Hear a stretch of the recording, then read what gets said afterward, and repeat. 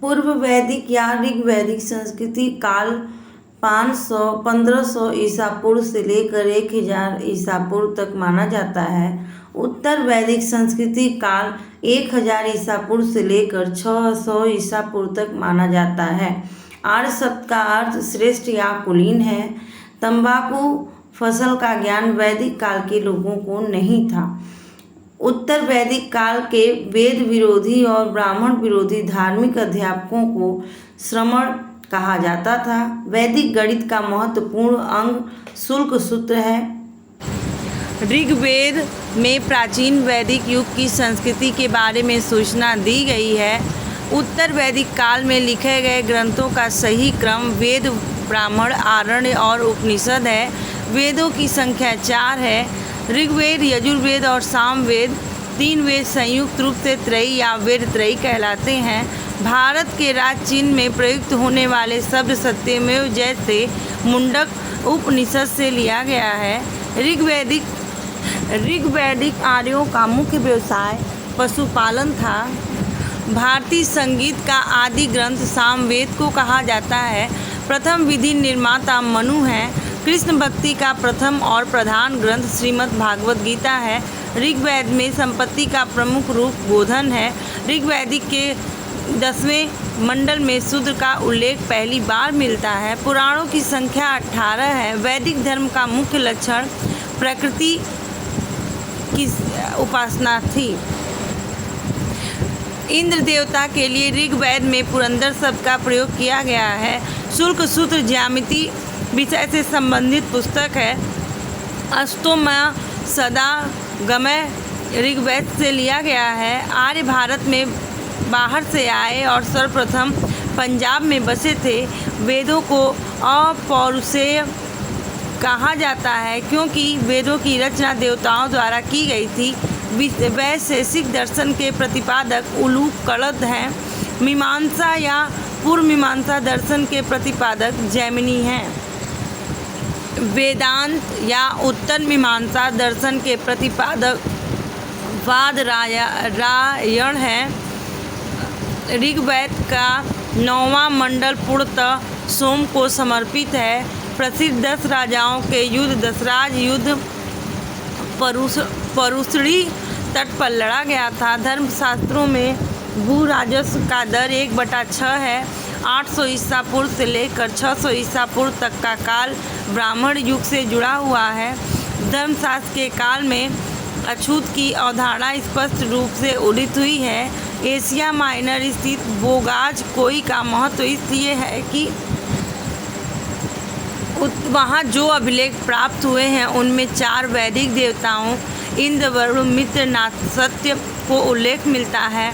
गायत्री मंत्र ऋग्वेद पुस्तक से मिलता है। न्याय दर्शन को प्रचारित किया गौतम बुद्ध ने किया था। प्राचीन भारत में निष्के से जाने जाते थे स्वर्ण आभूषण। योग दर्शन के प्रतिपादक पतंजलि हैं। उपनिषद की पुस्तकें दर्शन पर आधारित हैं। आरंभिक वैदिक साहित्य में सर्वाधिक वर्णित नदी सिंधु है। उपनिषद काल के राजा अश्वपति शासक थे। कैकेय के आध्यात्म ज्ञान के विषय में नचिकेता और यम का संवाद कठोपनिषद से प्राप्त होता है। वैदिक नदी कुंभा का स्थान अफगानिस्तान में निर्धारित होना चाहिए। अब कपिल मुनि द्वारा प्रतिपादित दार्शनिक प्रणाली सांख्य दर्शन है। भारत में अतरंजी खेड़ा स्थल की खुदाई से लौह धातु के प्रचलन का प्राचीनतम प्रमाण मिले। सामवेद का संकलन ऋग्वेद पर आधारित है। भागवत प्रस्थान त्रयी में शामिल नहीं है। कर्म का सिद्धांत संबंधित है। मीमांसा से चरक संहिता नामक पुस्तक चिकित्सा विषय से संबंधित है। यज्ञ संबंधी विधि विधानों का पता यजुर्वेद में चलता है। वैदिक युगीन सभा मंत्री परिषद थी। वैदिक युग के प्रचलित लोकप्रिय शासन प्रणाली गणतंत्र थी। सबसे प्राचीन वेद ऋग्वेद है। सांख्य भारतीय दर्शन की आरंभिक विचारधारा है। सांख्य, योग, न्याय, वैशेषिक, मीमांसा एवं वेदांत इन 6 भिन्न भारतीय दर्शनों को स्पष्ट रूप से अभिव्यक्ति हुई। वैदिक युगों में ऋग्वेद के 6 मंडलों को वंश मंडल गोत्र मंडल कहा जाता है। 2वें मंडल से 7वें मंडल तक। अथर्ववेद में जादुई माया वशीकरण का वर्णन है। श्रेष्ठ वंश आर्य शब्द इंगित करता है। ऋग्वेद के कुल 10 मंडल थे। आर्य संभवतः मध्य एशिया से आए थे। यजुर्वेद अंशतः गद्य रूप में भी रचित है।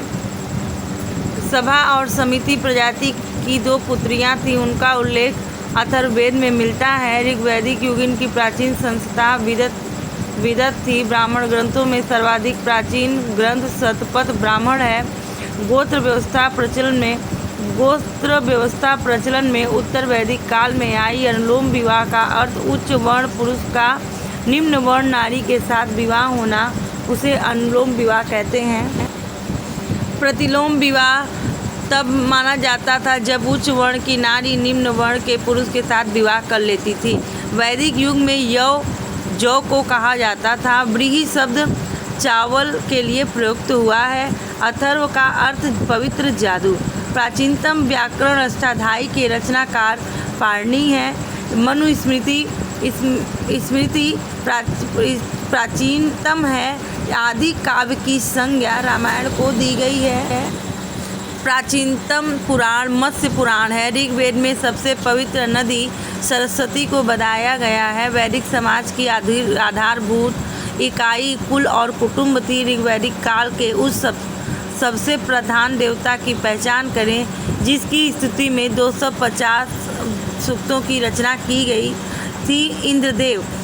अथर्ववेद में सभा को नरिष्ठ अर्थात सामूहिक वाद विवाद या उल्लेखनीय कहा गया है। मैत्रेयी संहिता रचना में नारी को सुरा और पांसा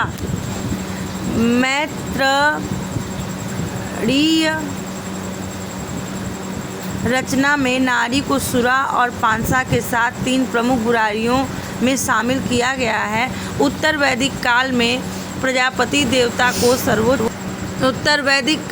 प्रजापति को सर्वोच्च स्थान प्राप्त था। संस्कारों की संख्या कुल 16 थी।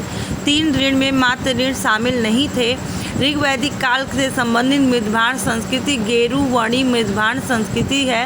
उत्तर वैदिक काल से संबंधित मृदभाण संस्कृति चित्रित धूसर मृदभाण संस्कृति है। हरियाणा प्रांत में चित्रित धूसर मृदभांड स्थल भगवानपुर स्थान पर हाल में किए गए उत्खननों से प्रकाश में आया है।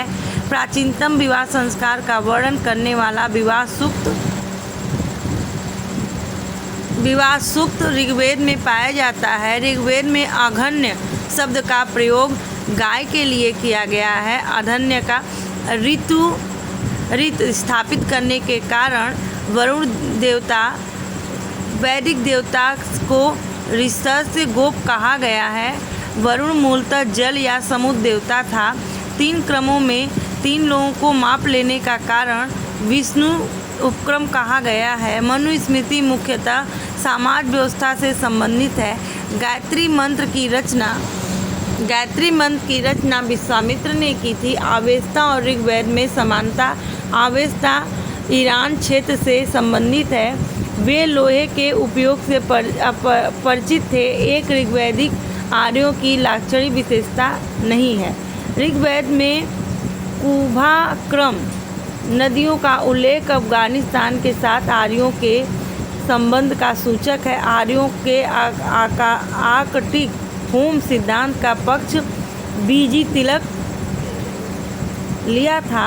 ऋग्वेद में 1028 सूक्त है। पूर्व वैदिक आर्यों का धर्म मुख्यतः प्रकृति पूजा और यज्ञ था। पतंजलि पाणिनि के संस्कृत व्याकरण का एक टीकाकार है। शतपथ ब्राह्मण से संबंधित राजा विदेध माधव से संबंधित ऋषि गौतम राहुगढ़ थे।